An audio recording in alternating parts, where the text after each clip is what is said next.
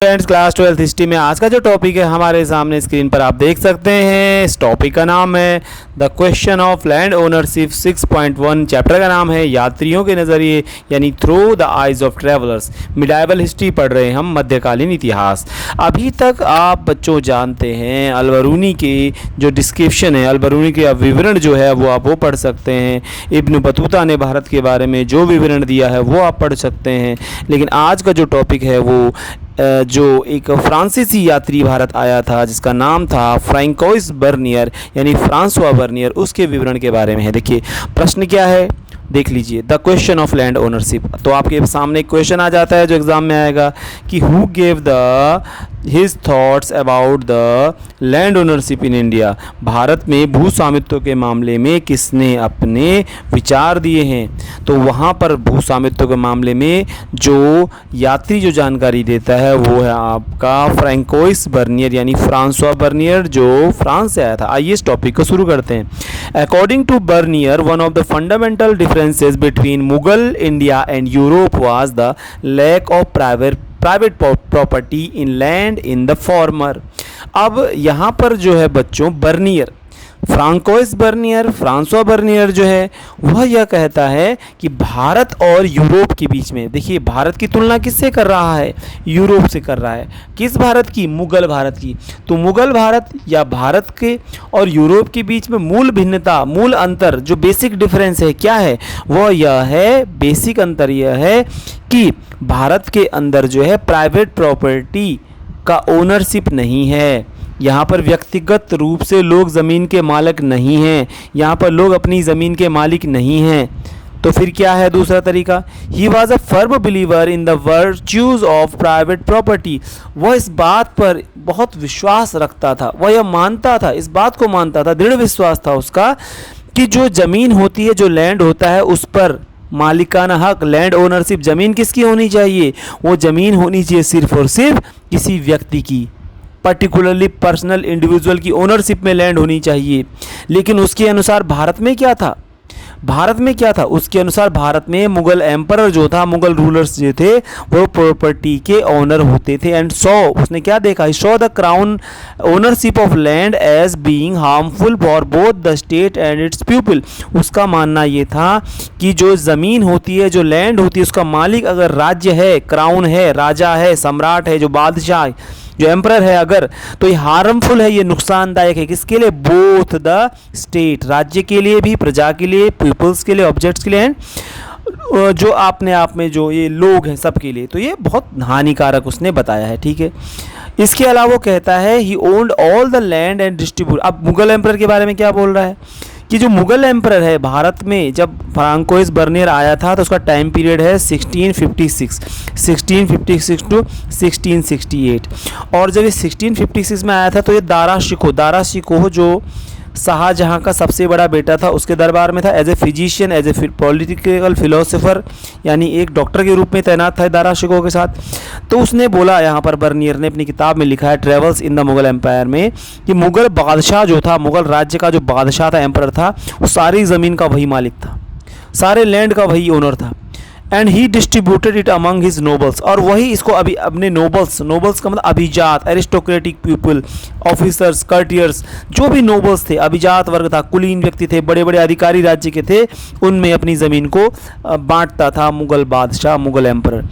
At that this had disastrous consequences for the economy and society.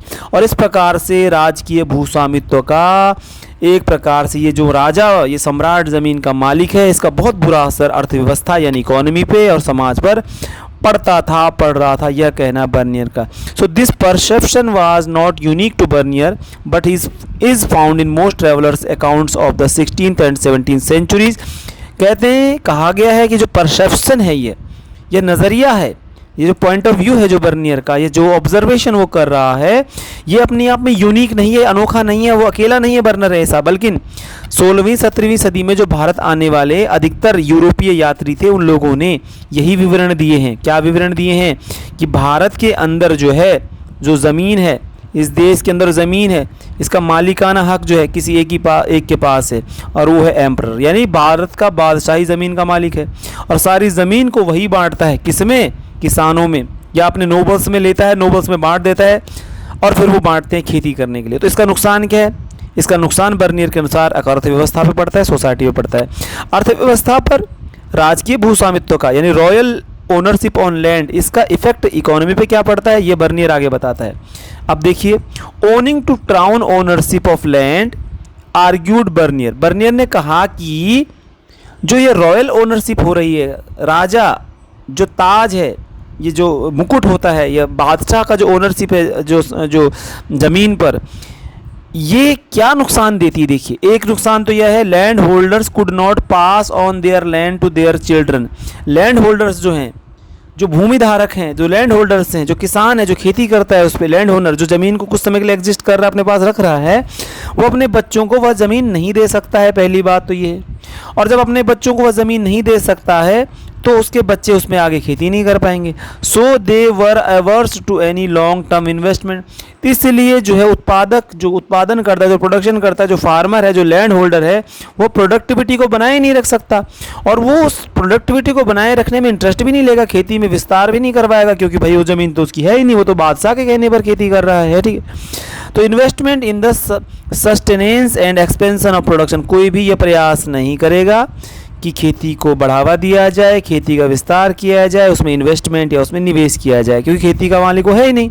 The absence of private property in land had therefore prevented the emergence of the class of improving landlords as in Western Europe. और अगर ये जो हो रहा है इस प्रकार जो निजी भूस्वामित्व, अब चूंकि भारत में ज़मीन का मालिक तो बादशाह था, तो इस तरह से कह रहा है कि भारत के अंदर इम्प्रूविंग लैंड होल्डर्स, बेहतर भूधारक, भारत के अंदर वो ज़मींदारों का वर्ग पैदा ही नहीं हुआ जो इंग्लैंड में पैदा हो रहा था, यूरोप में पैदा हो रहा था, फ्रांस में पैदा हो रहा था, जो ज़मीन में रुचि लेते, ज़मीन के उपजाऊपन, उसका मेंटेनेंस करते, उसको इम्प्रूव करते, जैसे पश्चिमी यूरोप में हो रहा था, ऐसा बर्नियर कह रहा है।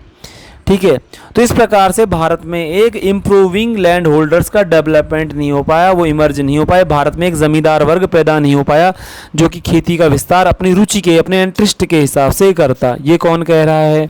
ये बर्नियर कह रहा है। ठीक है, it had led to the uniform ruination of agriculture. इससे क्या हुआ? राजकीय भूस्वामित्व का सबसे बड़ा नुकसान क्या निकला? राजा के ज़मीन का मालिक होने, बादशाह एम्परर के ज़मीन के मालिक होने का क्या नुकसान निकला? इसने खेती को पतन की तरफ अग्रसर कर दिया, इसने खेती का पतन करवा दिया, कृषि का विनाश हो गया, कृषि का विनाश हो गया, किसानों का शोषण होने लग गया, operation of the peasantry and continuous decline in the living standard of all sections of society. और जो था किसानों का अधिकतम शोषण होने लग गया, क्योंकि सम्राट की तरफ से राज्य के अधिकारी बोलते थे कि उत्पादन बढ़ाओ, बर्नियर के हिसाब से, और continuous decline in the living standards of all sections, और लगातार जो है समाज के सभी वर्गों का जो जीवन स्तर था, लाइफ स्टाइल, लिविंग स्टैंडर्ड था, वह पतन की तरफ चला गया, एक्सेप्ट द रूलिंग एरिस्टोक्रेसी। लेकिन जो रूलिंग एरिस्टोक्रेसी थी, जो शासन करने वाला अभिजात वर्ग था, उसका जीवन वैसा ही चलता रहा, वो अमीर ही बना रहा। ये किसका कहना है? यह बर्नियर का कहना है। तो इस टॉपिक को पढ़ने के बाद अगले टॉपिक में हम ये भी चर्चा करेंगे कि बर्नियर ने और क्या क्या कहा है, मुगल एम्पायर्स को क्या कहा है, भारत के गरीबों के बारे में क्या कहा है, ये भी हम अगले टॉपिक में देखेंगे। पर फिर से हम आपको क्वेश्चन बता देते हैं इस टॉपिक से क्या बनता है। टॉपिक से क्वेश्चन ये बनता है बच्चों, who the following travelers gave the idea, the thought, the description about the land ownership in India? So the person, the traveler that was the Bernier, gave the thoughts about the land ownership in India was Bernier. He called the Indian land ownership system as the royal ownership on the land. उसका मानना था कि भारत में ज़मीन का मालिकाना हक राजाओं के पास, राज्य के पास, एम्परर के पास होता है। उसने इसके क्या नुकसान बताए हैं? उसने इसके नुकसान क्या बताए?